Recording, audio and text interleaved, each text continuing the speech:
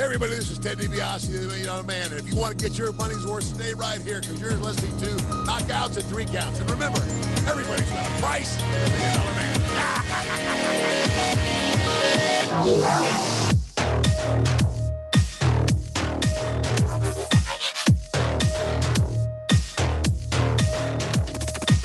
This is Don West here, and I'm telling you, Knockouts and Three Counts is the podcast, baby. Make sure that's the one you check out, because, buddy, like me, they're the real deal, baby.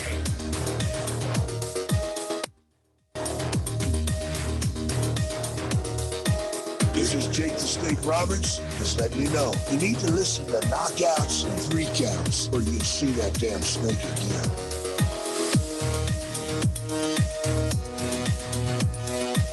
This is the Ring of Honor World Television Champion, a.k.a. Shane T, boy, the baddest champion you ever seen, boy. And you're listening to Knockouts and Three Count. What up, everybody? This is Kyle, and you are back watching, listening, whatever you're doing. You're watching and back for Knockouts and Three Counts. And hey, if you're new to the show, thank you and welcome. Corey, how the fuck you doing tonight, man? Let them know where they can find you on all your social medias. Another week back at it again. Honestly, man, it's been all right so far this week. No complaints on a Tuesday. As always, the only thing I use, Fight Fan from 313 on Twitter. Let's get to it. Well, as we told you, if you guys have been paying attention to any of the promo for this episode, we are going to be joined at around 9:30 by the LFA Male Fighter of the Year, Mr. Josh Fremd. Now, Corey, have you gotten a chance to check out any of Mr. Fremd's work? Oh, of course, man. I mean, we watched most of these LFA cards together. So, that being said, of course, So what are your thoughts on this man's 2020? Do you think he's the rightful Male Fighter of the Year? I think LFA had a ton of options. I don't think they necessarily could have went in a wrong direction, if you know what I'm saying. But that being said, I think they definitely made the correct choice. I 110% believe that. I agree with you, man. He had some really nasty knockouts. And I mean, once we get into this guy's story, moving across country over there to Colorado to Factory X MMA, to kind of get a new look, and coming in and rifling off two nasty wins in 2020 and getting ready to start 2021 with a bang on January 29th against Mr. Oliveira. We've got a lot to talk about before then. In the world of pro wrestling, man, there's some interesting things going on. There's a few call-ups that I think that we could be seeing soon, and I'm going to bring those up right now. For any of you guys that are in the live stream, let us know. Let us know your thoughts. First of all, you've got Ria Ripley. Ria Ripley took a L on NXT this past Wednesday at their New Year's show. Great match against Raquel Gonzalez. But with the way she went out, it had that vibe of, I feel like we could be seeing a call up coming for Ria Ripley. This could be good or bad. I think that she could be very valuable especially on the Raw women's roster. I think that with the lack of who they have at their disposal to be able to be using, bringing up somebody like a Ria Ripley, who's such a powerhouse and has her own unique look, I think would be a great, it would be a great addition to either one of the rosters, whether it ends up being SmackDown or Raw. There's nothing guaranteed yet that she's going up, because we haven't had NXT this week and she wasn't on Raw. So she could still be on SmackDown, and we got to see if she shows up on NXT this week. But as mentioned, it's like I said, it's going to be an interesting one. Secondly, I've got here on my notes, and one of the biggest things that's come out of this whole merger thus far, out of the new partnership between Impact and AEW, you've got the reformation of the Bullet Club, or I don't know quite what we're going to call this here. The Bullet Club name is owned by New Japan, so obviously they're not going to call them the Bullet Club. But I mean, what was very interesting to me is on live TV on TNT, you've got them doing the two sweet in the middle of the ring, which is the classic Bullet Club gesture, which was real interesting. You had Kenny Omega and the Good Brothers from Impact, the Impact World Tag Team Champions, were in the ring, and then they were joined by the Young Bucks. You had a good portion of Bullet Club from when they were all over in Japan. So it's real interesting, man, because now you've opened up a door to where the lines are going to start getting blurred. Now you got companies that are working together. I personally like it. I think if WWE could adopt this, maybe if it were in the right situations, I think it could be very beneficial for, their product. But I don't know, like I said, it's going to be real interesting. Like I said, for those of you who are in the live feed, let us know what you think. They said real quick on that, I kind of feel like WWE almost does it the same way the UFC does, where they kind of almost don't want to do partnerships because they don't want to give the shine to any other organizations. They have that label of being the big dog, and they feel like if they even give a little bit of shine to somebody, that's just helping somebody else instead of themselves. And I totally agree, but here's the thing. Now that you've got a company like AEW who is on a TNT and has the star power that they're bringing up. Now, don't get me wrong. I'm not saying that they're on the same level as the WWE, but now that AEW is working with these other companies like an Impact, like, and now you have to realize. So now that you're doing that with the New Japan thing, them doing that, I don't know if that opens the door for New Japan to work with AEW as well, because I've heard a lot of talk that Chris Jericho and Kenny Omega have been doing a lot to try to make relations better for them. What up, Mitchell? I see you in the feed. Like I said, man, it's going to be interesting. Mitchell, I don't know if you've been watching any of the wrestling stuff right now. We're talking about the Bullet Club reunion, I guess you could call it, that we saw on AEW and what we've seen from NXT. We're going to be getting into what's going on with the upcoming UFC fights. And as I mentioned at 9:30, we are going to be joined by LFA Male Fighter of the Year, Mr. Josh Fremd. Corey, what are your thoughts about all this like commingling though? Do you think that, because in my personal opinion, the only way WWE ever changes anything or does anything for the better is when their feet are to the fire. And something like this is going to be about the only way they do it. What up, no Logan? We got the Dread King Logan in the comments. You can check him out. He's got no hook. He's going to be there, Paradigm Pro Wrestling, making moves. What up, John? What up? But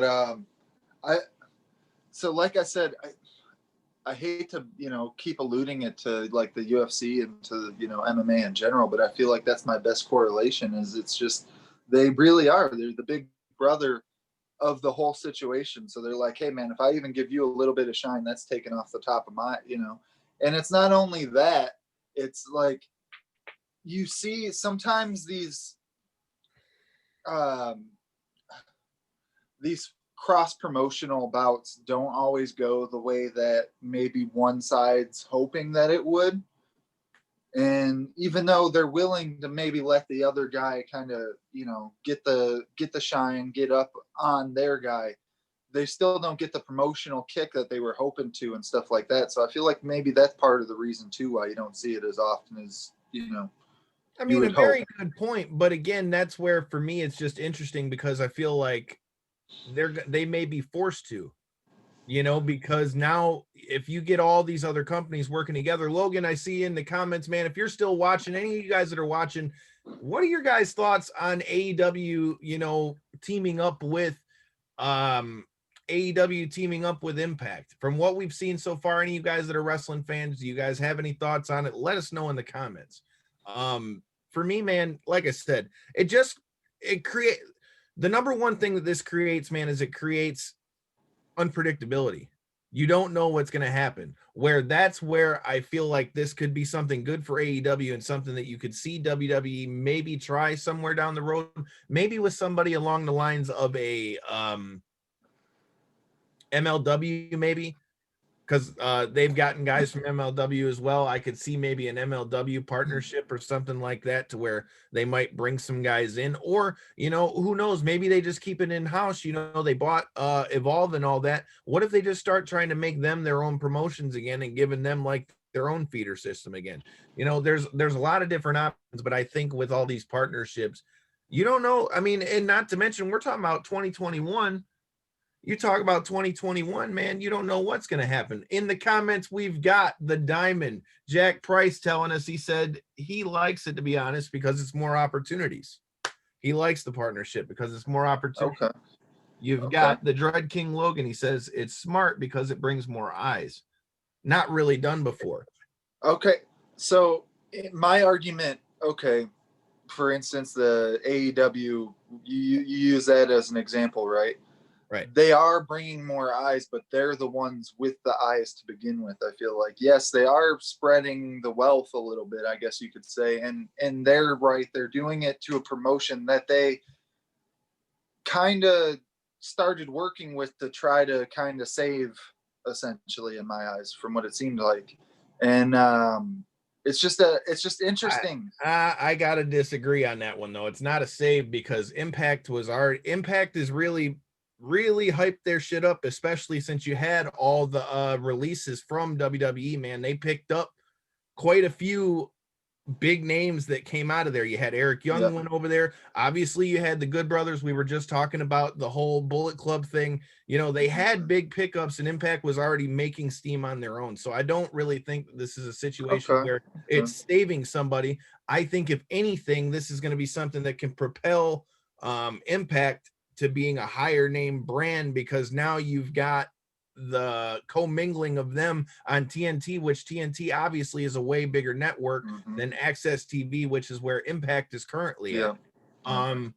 That's just going to be real interesting for me. The other thing, and they've been home on Access TV for years and years, because I remember back watching LFA, and they would do follow-ups after LFA. New Japan was on Access TV, not Impact. There's a difference. Well, Impact, which TV network was I thinking about then that they were on? They were on, True TV. They were on Pop TV, and then they were on True TV and Destiny. Yeah, True TV is what the one I was thinking of. Okay. I knew it was one of those like slightly oddball networks that, you know, they were on for a while.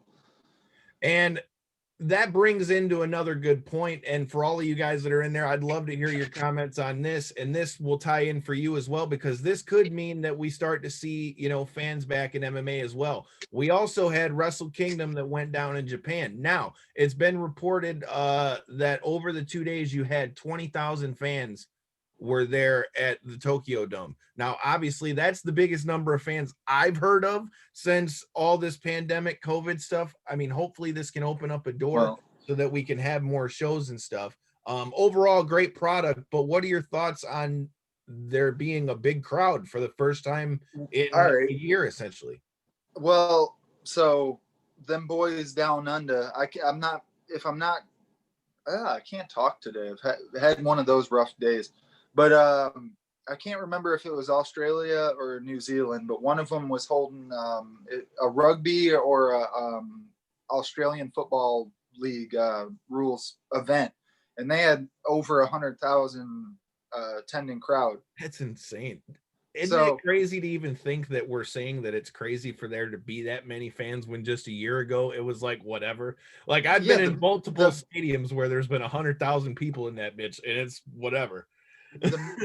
You've attended games at the Big House in Ann Arbor, right? Yeah, I mean, that when that place gets packed, it's like 110 or 115 or something, and it's just like it's literally a sea of people.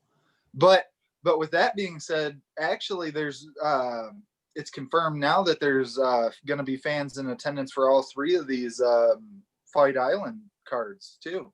I don't know if you were aware of that. I did hear that, and I heard that they've been talking about that. Now, did they give out a number at all as to how many they're going to have? They did not give out an exact number. I know tickets were very expensive, which tells me that it's going to be very. Well, they're in Abu Dhabi, man. God damn it, they're rich over there. Aren't most of the shows over there paid anyway? Very good point.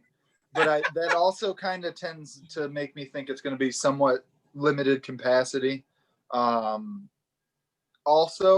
I know the way that they're doing it is it's really interesting because they're essentially requiring you to have two negative tests within like a 48-hour period before attending the event, and I think another 2 negative tests before even flying over to Abu Dhabi.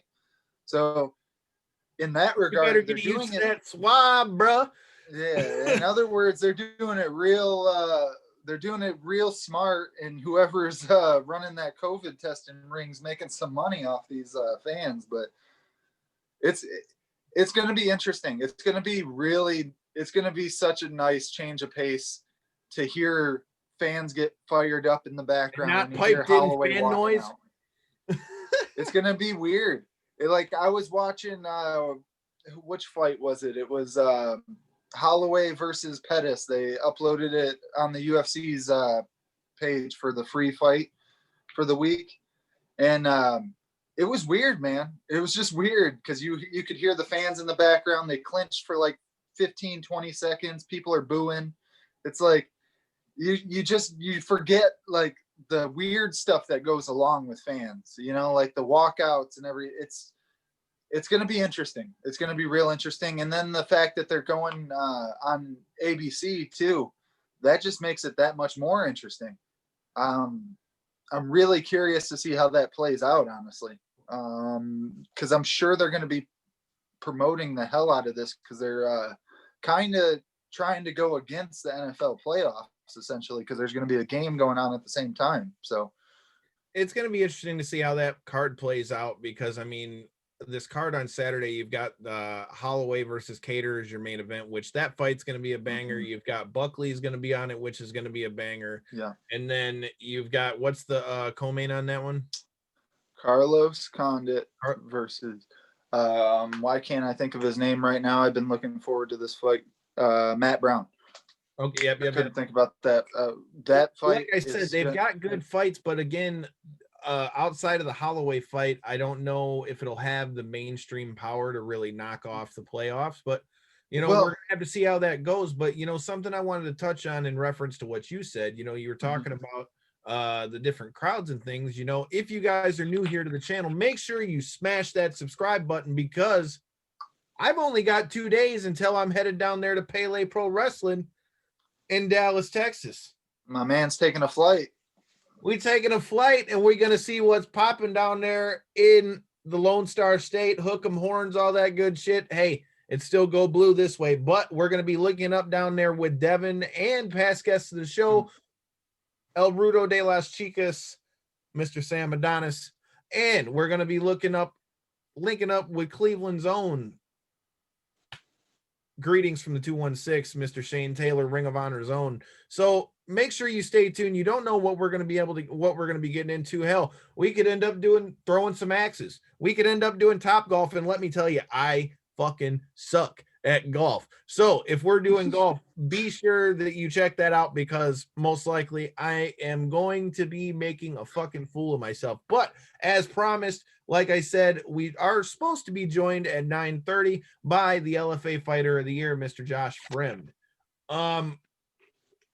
Corey, another interesting thing as we go into all this, and I'd like to hear your quick thoughts on this, is what do you think about Paige Van Zandt's upcoming debut for Bare Knuckle FC? I think they could not have hand selected a more perfect cherry of a pick'em fight. They literally got somebody out. Offhand, I believe her record is like 4-8 or something like that, going against Paige Van Zandt, who's a legitimate, say what you want to say about like how she contended in the UFC, this, that, and the other. She had a legitimate run in the UFC. She made it and she held her ranking for quite a long time. I feel like she would have done a lot better if she wasn't dealing with injuries so much throughout her career.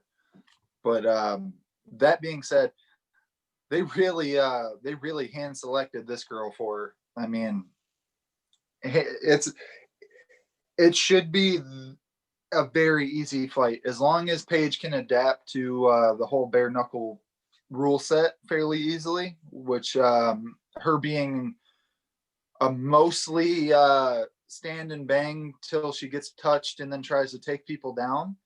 I it's real interesting. It's real interesting to see how her style is going to translate. It really is. But I think either way. So do you think she's getting the dub is the question. Do you think she's going to be able to take a bare knuckle punch?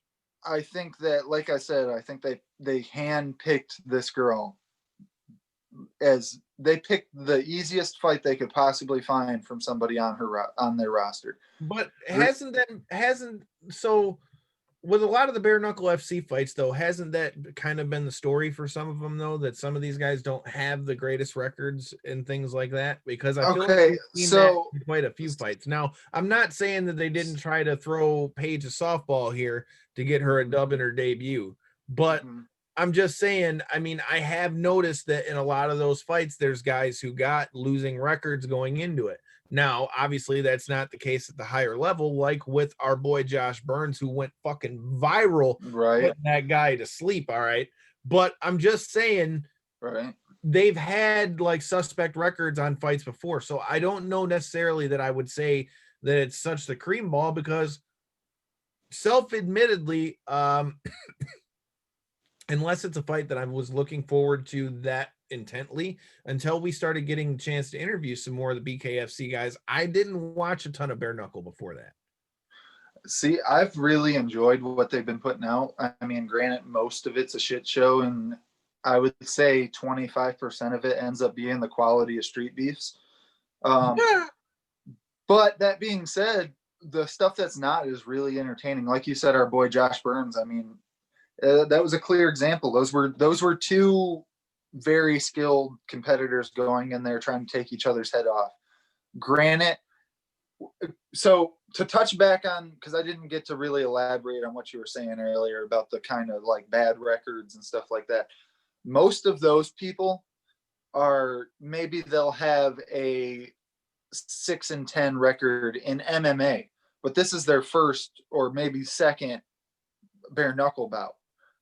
Not the circumstance in Paige's instance. Her opponent, this is like her 5th bare knuckle bout, and she's like 3-2 or 2-3. So I believe she's even got a losing record in bare knuckle. So that being said, and she's a pretty face too. So I think that's realistically why they picked her. But more often than not, it's not really, I don't put a ton of credence in the fact that a lot of these guys may have a slightly salty record, because this is their second endeavor into a new career, essentially. They're starting this off with a new slate with 0-0. Granted, you can definitely see that some people have more combat experience, obviously have more skills and stuff, and you can kind of tell that by their record slightly. But that doesn't always translate. It really doesn't. I've seen that multiple times. Okay, but the question is, do you think that Paige Van Zandt fighting for Bare Knuckle FC is really going to move the needle for them? For them, depending on what they're paying her, I absolutely see it could. I mean, look at us. Would we be talking about it in the middle of a random week without a bare knuckle card going on if it wasn't for Paige? You know? I mean, I agree with that. I mean, Paige built her name in the UFC, so obviously she's got a bigger name. She's got a bigger name than any of the, the other names that I know of in the female division, or quite frankly, in most of the male divisions, unless you talk of like Chris Lieben or something like that, a guy who's been around a long time, but really there's not a lot of name power in Bare Knuckle FC. Well, they're the person that they have co-maining, I'm not sure who he's fighting, but he's defending his bare knuckle belt. Johnny Bedford. He's looked incredibly impressive in bare knuckle. Johnny Bedford, man. Now that's a story of a guy who went over from MMA. He was on the Ultimate Fighter, and he fought a lot here in Michigan. He fought in Michigan. He fought in Southgate, for WXC. He was their champion for a while. And then he comes over here to Bare Knuckle FC and just waxed fools. Mm-hmm. Dude, Now, he's, if I'm not mistaken, he's undefeated, and I think he's like 6-0 holding their belt right now. oh, And dude, he's fought. I mean, granted, maybe the first fight or maybe even the second one were slightly easier, but after that, after he's shown his skills in the bare knuckle, what do they call it, the squared circle or whatever? Yep. Once he showed his skills in that, he's been fighting the who's who in the BKFC, and he's been just making it look easy. He really has. I've been incredibly impressed with him, and he's co-manning on that slot. So I'm hoping for his sake that they do get a lot of eyes, because I feel like if you start seeing athletes like that really are good and really are skilled at their craft and there's an element of fun, of course, to the shit show aspect, but once you start to see the skilled athletes and stuff really go in there and compete, that's when you can start to really consider it more of a sport. Case in point, look at Josh Burns, man. Yeah, He was a way more technical boxer than that guy. If Yeah. you watch that knockout, dude, he set up every shot. The jab worked his way in. The second punch knocked his hands out the way, and that right hand set that man to sleep. You couldn't have thrown that any cleaner. Call it bare knuckle, call it whatever you want. I think you just hit the nail on the head with what got Josh that knockout in the clean jab, man. And we talk about all the time when we're talking about MMA, how that's one of the most underutilized weapons in MMA, even though it's talked about more like that. Now, before I get off onto too much of a tangent, I did just get a message from our guest, the 2020 LFA Male Fighter of the Year, Mr. Josh Fremd. He will be joining us momentarily. He just shot us a message. So all of you guys who are tuning in to check out Mr. Fremd, he is coming. And let me tell you, this guy has quite the story. You know, if you pay attention to his social media, you know, you'll see in some of his posts, you know, he was talking about in a recent post how in 2019, you know, this man was in the hospital addicted to pain pills. And in 2020, we're talking about this man as the fighter of the year. Okay. I mean, what a difference a year makes. Like I said, stay tuned. We've got the man coming in here in a few minutes. This is a story that you're not going to want to miss. That's another thing that I think was a real unsung hero of 2022 is, Corey, is that, you know, these promotions like LFA and CFFC, while yes, they were big beforehand and they were obviously some of the biggest feeders for the UFC, and that's why they were on UFC Fight Pass, they were really the unsung hero to give these guys who were on their way up those shots to see these dudes get to the UFC. Because how many dudes did we see go from LFA this year and end up in the UFC? Oh, I mean, and not even just going directly into the UFC. I mean, look at the Contender Series that they ran all year. That was essentially, you essentially could watch LFA or CFFC, and you could say, oh, these three guys look really impressive tonight. I bet they'll be on the Contender Series in the next 2-3 months. And sure enough, you'd see their face come through, and you'd be like, oh, hey, I remember that guy. It was literally like that. Without any further ado, we are joined by the man himself, the 2020 Male Fighter of the Year, Mr. Josh Fremd. How you doing, brother, man? Man, I'm doing awesome. How are you guys doing tonight? Hey, man, we're freezing our balls off, but that's normal for Michigan. Yeah, I feel that. Hey, man. So first of all, thanks for your time tonight. I know we've been working on making this happen for a little while now, but man, you had quite the 2020 and what was such a shit year for everybody else. So before we get going, man, throw your social media out and let everybody know where they can find you real quick. Yeah, you guys can follow me at Josh Fremd MMA on Instagram, at Josh Fremd on Twitter, Facebook, and all that sweet jazz. So one of the things that we were talking about off rip, you know, to kind of give our fans a little bit of a backdrop on your 2020, you know, I was looking into some of your social medias at those handles that you just mentioned. And one of the things I noticed in one of your posts is you talked about how you went from 2019 where you were really down and out to a 2020 where, you know, you're fighter of the year. So first of all, congratulations on such a turnaround. And second of all, tell me a little bit about that journey and what it was like to kind of get yourself back on the winning side of things in 2020. Yeah, man. Just a quick synopsis of it. In 2018, I won my first pro title back in Pittsburgh, and I was always planning on making a move to a bigger gym. Some things fell the way they did, and I ended up here in Colorado. And when I first got out here, things were awesome. It was a great gym. I love this place, and I was in the middle of a jiu-jitsu practice, and probably one of my best jiu-jitsu practices since I've moved here at the time. And an old wrestling injury from high school flared up, and it was my meniscus. I had a bucket handle tear. I had to go get that taken out. So I was on the shelf for about 3 to 4 months there. And then I had no health insurance. So as I moved out here, from Pennsylvania to Colorado, I had to change all my health insurance. So, I was working at the bar, serving drinks, limping like Quasimodo. And so I worked my way back to there. I got back in the gym. I was ready, excited, getting ready, helping a teammate with getting his fight. He was fighting in the UFC at the time. And we were doing an awesome sparring session. And last 10 seconds, he just threw a knee that just cleanly hit me right in the face. And it was the end of the round. I took my stuff off and I pressed my face, and I could just feel my cheekbone just sink into my face. So I knew immediately it was broken. And it was December 27th, literally a whole year after winning my first pro title, I broke my face. My 2020 started off with me in the hospital getting surgery. And then by the time that I was healed from that, I'd say it was March. And then St. Patty's Day comes around, and then next thing you know, COVID hits. So my 2019, beginning of 2020 was god awful. So that's insane, dude, because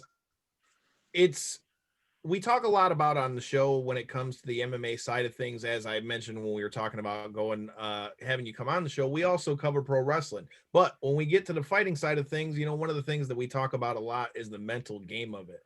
I think that's something that goes so underrated, right? I feel like, especially in 2020, when fans have no choice now but to watch fights from at home, all they see is you guys walk to the cage. All they see is you guys get in the cage and fight, but they don't see, the 8, 10, 12 weeks, and sometimes even less than that goes into, getting into those fights. I talk about this a lot because I have a purple belt myself in jiu-jitsu and have fought 3 or 4 times in boxing. And, one of my good friends is Miles Jury, who has made his way through the UFC and Bellator and things like that. And watching him, it's funny to hear you say that it was your knee. It always seems to be the knee, because I remember having the same conversation with Miles right after he was on The Ultimate Fighter, the first time with Ferguson, Ferguson was on that season, but it was Lesnar versus Dos Santos. And I remember he blew up his knee and was trying to plead with him to get him to fight. So that mental game, I feel like, is so underrated. But as we talked about, 2020 was a huge year for you. Before we get into that, one thing I wanted to talk about is you said you ended up in Colorado and you're training at Factory X. I know Colin Anglin from here in Michigan has gone down there along with Amanda Bobby Cooper and her husband, Cody Bundridge. Like I said, I've heard a lot of good things about this place. Tell me why Factory X was the right fit for you. Man, so I have ties to Florida. I have friends who moved down there who train at Sanford, and formerly known as Hard Knocks. And I did a couple of training camps down there, and I love it down there. I have nothing bad to say about those guys at all. And my girlfriend, who's in the Air Force, we were deciding between Florida, and she had a really good opportunity out here in Denver. And I knew a couple people who were out here training at the time. So I was like, hey, let's give it a shot. If we don't like it, we can recoup and do something else. We'll figure it out. And we got out here, and dude, from the jump, when I got here, like, everyone is so welcoming. Like, I've been to gyms where, from boxing, like, you go to different boxing gyms, people try and rip your head off. Like, oh, dude, you don't it's belong MMA too. Yeah, and like, but these guys were so welcoming, and you know, anything I needed, they were there to help me. It's the culture here, the family culture, though everyone's striving to push each other. I mean, not to mention the high skill level that we have here with all the fighters, the coaches. You know, the coaches have been there, done that, and they've seen it all, and they have every bit of a resource to help you, whether it's your mental game, your physical game, different attributes. They help you to funnel your game, so to speak, to where, you know, this is your body type, this is your style, this is what you have the ability to do. We're going to add abilities, but we're also going to fine tune what you're good at, you know? That brings up that leads perfectly into my next question for you. As we were talking about, your 2020 was a great year, but obviously it was under different circumstances than what we're all used to. There were no fans in the arenas and all Yeah. that kind of stuff. So, you know, for you to get on such a roll like you have, you know, and get on a winning streak like that, how has fighting during the pandemic affected you at all? Like, is it any different? Like, do you like it better without the fans? Does it bother you without having, you know, that adrenaline rush? You know, what did, you know, having two of your arguably your biggest fights of your career happen with nobody in attendance? I mean, it was a little bittersweet. I'm not going to lie, yeah, because, yeah, I want to fight in those big like, those big arenas that they have for LFA. Like, I've been there when they had almost packed houses for some fights at LFA, and it's amazing, electricity in the air. But at the same time, you know, whether the fans are there, whether they're not there, you know, we're there to fight. That's what we're there to compete at, you know. So it was nice. It was pretty cool to fight without fans, because you can hear everything. You can hear every footstep, every breath in the cage, every punch. Like, it's real intimate, and you know, it's kind of cool. But other than that, you know, I can't wait to have fans back. It almost seems like it would kind of remind me of like competing in like an old high school competition or something, like in the gym or something, you know, Yeah. where there's little bit of noise and stuff, of course, in the background and stuff from people's family and stuff, but for the most part, it's kind of just coaches and officials and stuff like that, whistles and, you know, stuff like Yeah. that, background noise, more like focus, Oh yeah, you know. big time. I mean, for me, I think personally I would like it. And I only say that for the simple fact that I can hear my coach. You can hear Yeah. their coach. I mean, and you know, that's another good thing to talk about. If I'm not mistaken, didn't you compete in like a submission grappling tournament too? Or have a grappling match as well? I've had a few, yeah. Right. So I mean, like you've been able to stay real active and things like that.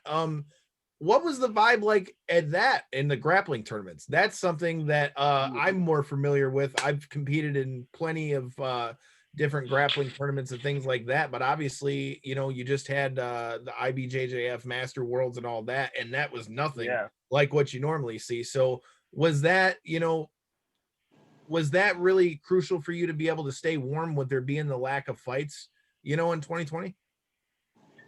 Yeah, I mean, I always am looking to stay active, you know, whether it's competing in jiu-jitsu or MMA. If I was still back in Pittsburgh, I probably guarantee you I'd be boxing from time to time. But being out here, I'm more MMA focused right now. Um, but, you know, I've competed for Fight to Win once. I've competed for High Rollers. I've done a couple, you know, different tournaments, local tournaments. And as far as like competing goes, like the local tournaments and big tournaments like that, it's kind of like a wrestling tournament in high school. There's just a whole bunch of people, there's a whole bunch of mess going on, and it's not really till the finals that people really start paying attention, you know, crucially. But when I competed on Fight to Win, you know, that was an amazing experience because I was able to hear my coaches. Because like in MMA, there's a lot of cheering and hoorah, and in MMA, I feel like it's more civil. I guess I'd say like people are more interested in seeing the intricacies of the moves that are being applied, you know. And I was able to hear my coach a lot better, and I felt like a robot with him at a joystick at that time because whatever he told me to do, I was doing, and you could hear it and then see it at the same time. It was pretty cool. I mean, that is interesting. That's got to be an interesting feeling. I know Kyle had already partially asked you this, and I don't want to jump back too far before we get too far ahead of ourselves. But I really am kind of curious. After coming back from the injury, man, was there any type of nerves or anything like that? I mean, especially not only coming back during the quarantine, like you said, but coming back from a significant injury and then coming back to a quarantine, the whole kind of atmosphere had changed. The game had kind of changed a little bit. I mean, what were your thoughts on all that? So coming back from my knee injury, I would say I was more hesitant with certain things just because of the swelling, and it wouldn't bend all the way. You know, when you try to put your heel to your butt, it doesn't bend all the way. Eventually I got that worked out. I got all the swelling out, and now I'm back to normal. But when I broke my orbital, I'm not going to kid you, dude. Like, I did not give, can I cuss on this? Go ahead. Oh, yeah. Go ahead. I did not give two shits. If someone was going to break my shit again, break it again, because I've already broken my face once, which I never imagined in a million years I would do. Right. And, you know, what's the worst that could happen after you broke your face? I mean, I really don't see anything worse than that, besides obviously a career-ending injury, which that possibly could have been. But I told myself, I was like, look, and that's kind of how my mentality is now. Like, I already had all this time on the shelf. I had all this time where everyone was passing me over and I wasn't getting looked at. People forgot about me. I'm going to go out now and I'm just going to fight my fight. If I end up getting hurt, all right, that's how the cards fall. But I'm not going to let that interfere or make me hesitant or make me, you know, gun shy, because at the end of the day, everyone's going to be done with this sport. Everyone has their, you know, expiration date for whatever it is that you want to do. Some people get in and out early. Some people get in, stay long. Some people get hurt and you're done early. So I just want to take every moment that I have anymore to just go full-fledged, you know, 100%, no hesitation. So I can completely relate with that for our show. First of all, don't feel bad that you busted up your eye, because Corey fucked up my eye when we were kids because the son of a bitch threw a golf ball from the other side of the field, and it happened to poke me in the fucking eye, and the doctor straight up told me that it detached my retina so bad that if it would have hit, I thought I killed one of my if best it friends. would have fucked it up, if put it this way, it hit me bad enough that if it would have been like a little bit harder, I might be walking around like Patch Adams in this motherfucker. It had no bullshit. It had to have been at least an 80-yard throw. And it hit him directly. It hit him directly, like in between the temple. It hit me dead square in the eye, dude. Like right in the eyeball. It wasn't even like the orbital. It hit me right in the fucking. Oh my god! Like, I thought I fuck killed around him. and find out. Brett Favre. Right, dude. That was worse than any punch I ever took in a boxing ring. Any fucking armbar, choke. Fuck that. I could imagine. Dog. Man, a golf ball. I will gladly redo that and not do it again. But but before we get to your fight that's going down on January 29th live on UFC Fight Pass for LFA, I have to ask, since we were talking about us being a wrestling show, was Mr. Fremd ever a fan of the Squared Circle and pro wrestling at all? If so, who? I was for a bit. I'm not gonna lie. I was one of those John Cena fans for a bit. All right. Rey Mysterio, Randy Orton. Those were my guys back then. You know, like I wasn't super into it, but that I was. Oh, look at that. That's cool. Oh, but you see there? Oh shit. Yeah, I'm a little bit of a nerd, but no, I mean, my pap was a big fan, and when I was a kid, I would watch it with him. I think it was like maybe seventh or eighth grade where I stopped really watching it because I got into like actual wrestling. Sure. And but no, I was a big fan. I had all the toys, you know. I even had my Dragon Ball Z characters in the Squared Circle. So that's what's up. Yeah. Yeah, man, I had to see, because it's funny. Like, we had Justin James from the UFC on here, dude, and like he's like a huge Stone Cold fan, which Stone Cold's my guy, dude. Like, that's I grew up right there. Hey, man, I grew up in the 90s, dude. Stone Cold was my guy. Hey, it was what it was. But let's get back to the business at hand. Like I said, you're going to war January 29th. How are you feeling with the quick turnaround into 2021? And how are you feeling about your matchup with your opponent, Mr. Oliveira? I'm feeling great, man. You know, I wanted to get another one in on 2020, but it just didn't work out. So I was able to enjoy, Thanksgiving. I haven't enjoyed Thanksgiving in so many years because I'm just fighting during it. But, I went home for Thanksgiving in Pittsburgh, came back, and I knew, I was going to get a fight lined up. I was talking about it. I was bugging my manager. So I didn't go home for Christmas. And, my best Christmas present I could get, I got a contract. So I was pretty excited about that. I love the matchup. Bruno Oliveira, he's going to bring a lot of challenges. He's going to test me in ways that I haven't been tested yet. And I'm excited to do that on the platform that I get to, like I said, with everything else, I don't want to miss out on anything anymore. I don't want to waste time. So I'm going to go out there. I'm either going to come back with my shield or I'm going to go out on it, and it's going to be for everyone to see, and I feel like, I'm going to come back with my shield. I feel very confident in this matchup. I feel like I'm much faster. My boxing's a lot better. My pace, I don't think there's a lot of people in this game that can keep up with my pace and the way I push the pace. So, I'm excited. I think it's going to be a great fight. I'm hoping for a first round knockout. That'd be amazing. If not, I'm going to drag it to deep waters and I'm just going to drown them. I mean, Corey, the man pretty much laid it out there. You got any questions for the man? I mean, I feel like I squeezed in like most of mine kind of throughout. What you thinking? Did, but you forgot one of the best ones. I know I always forget them until I know you got to be watching all these and fights. then I'm like, man, why didn't you remind me of that three? There's these things called show notes that I send them every week before we do the show. So, I try. But last but not least, we got a pretty big fight as UFC's coming back to the game this Saturday. You've got in an event, you've got Holloway versus Calvin Kattar, and then you've also got the immortal Matt Brown versus Carlos Condit. How do you see those fights playing out?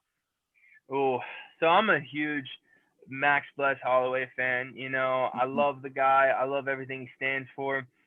This is a tough one, because Calvin Kattar's on a roll and his boxing is noise. So it's going to be so interesting. I want Max to win, but obviously, being a realist, you could see how, Kattar could win. We'll see how Max comes back from losing, both those title shots, which, arguably could have went either way, The second one, especially. Yeah, dude. The first one I could maybe go, I could see you more, but the second one I'm like, ooh. Yeah. So that one's, it's a toss up. I hope he comes out. I don't want, like it happens with everyone. You don't want to see your idols go out the way they do. You want them to like bow out gracefully. But being a competitor, it's hard to say when it's done. But as far as Matt Brown and Carlos Condit, man, that's an amazing fight. I wish we would have got a couple years ago, Right. And I'm gonna go with the natural born killer. Like, you got to. Like, okay. I'm a huge Matt Brown fan. I think he's tough. I think he's durable. He's a son of a bitch. But the natural born killer. He's long, lanky like me. Like, let's go for the skinny guy. So let me get this straight. So you've got the natural born killer Carlos Condit, and you've got, who'd you pick on the other fight? Holloway. Okay, so Holloway and Matt Brown. I like it. Corey, who are you rolling with? All right, so to kind of because we're at the end. To kind of coattail off what you were saying, I really kind of picture this Holloway matchup almost identical, but a 45 version of him versus Poirier. I feel like Kattar doesn't quite have the same amount of power that Dustin has. So, and I think that was the huge difference, was the ability for Dustin to land the power shots and kind of stunt the momentum of Holloway. Every time he would try to get anything going, he would just get one or two power shots landed, a 1-2 hard. And it stopped it all, Yeah. I don't know if Kattar is going to be able to do that. I completely agree with you on the clean boxing, but I think the size difference between the two guys is pretty drastic. I think the reason why Poirier was able to do that is because of the size. My biggest concern was also, like you were saying, how is he going to come back from the title fight? Is he in all the media and stuff that I've seen kind of coming up to this, he keeps talking about how he should be fighting Volkanovski again. This should have been Volkanovski a third time. I won the second one. I'm the rightful champ. So I agree with might him. be overlooking him. My exact concern.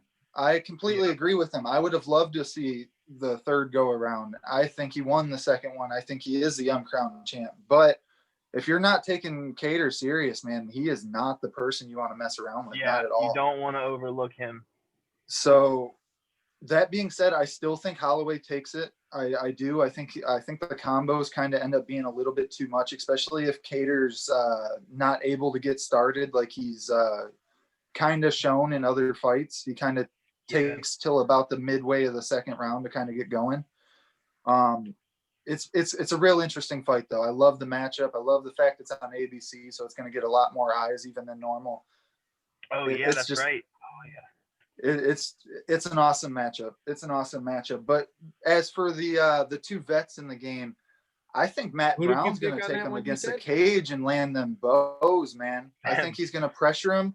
Yep, that Matt Brown over the top, just and I hate to see Condit go down like that, but that's how I see it going. I think got that Matt Brown and Holloway on this one. Yeah, I think that Carlos looked really good in his last fight, but I think that was because Court McGee wasn't the same Court. I think that was more the issue there. So that being said, I go Matt Brown. All right. So for me, man, I'm a little partial to Holloway, man. I got to kick it with him a little bit here in Detroit when they had the UFC here, and he couldn't have been cooler. Does he live up to the expectations? He was as cool as you could have thought he would be. He was super chill. He wasn't real cocky. He wasn't like a real asshole. Like, like some of those guys, man, like you get it in any sport. I've had it happen in wrestling and I've had it happen in MMA. Some guys are super cool about it. And some guys are like, oh, well, I don't want to give you no time. You know what I mean? Yeah. So like, it kind of goes, but when I met the guy, he was everything you could have wanted to see. For me, I completely agree with what you said, Corey.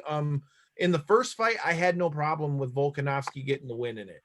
The second fight though, I really kind of feel like the only reason why Holloway didn't get that was because of the championship advantage, which by Volkanovski winning the first fight, he earned that championship advantage, but I want to see him run it back the third fight. But if he can come in here and get a dub over somebody like Calvin Kattar, I mean, it's going to be kind of hard to argue. Well, and another thing, not to interrupt you, but one thing I did forget to mention in that point was the fact that you kind of brought up, you hate to see your idols kind of go down in a blaze of glory, essentially. People forget how young Max Holloway still is, man. He's 29 years old.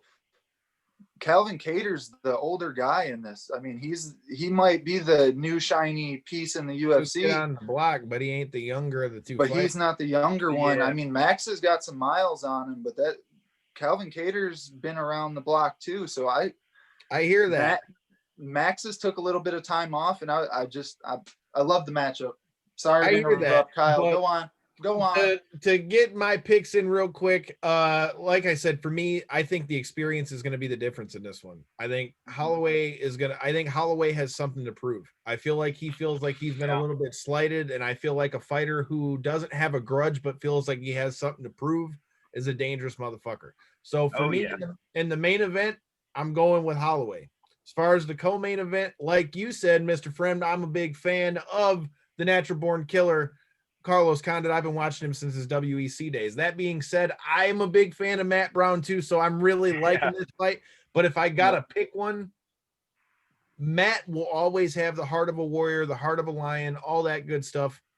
But I feel like Carlos Condit is going to be coming out with that dub and be getting him another body as the natural born killer. Before we let you get out of here, man, any last words for your opponent and anybody who's new to Josh Fremd and what they can expect come January 29th live on UFC Fight Pass? Yeah, I got nothing to say to my opponent. I hope you don't have COVID. Please show up. Let's get it on. You guys go follow me on Instagram, on Twitter.